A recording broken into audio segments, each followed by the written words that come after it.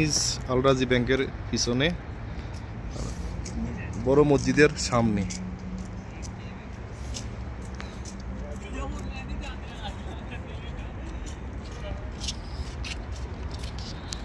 এই জায়গার তো নেই ভাড়া লইয়া বিভিন্ন জায়গায় যাওয়া হয়, সানিয়া টানিয়া। আবার এই জায়গাটার ভিতরে আগে মানুষের কল্লা কাটতো বিল্লা, আর এখন এটা বন্ধ আছে প্রতি শুক্রবারে।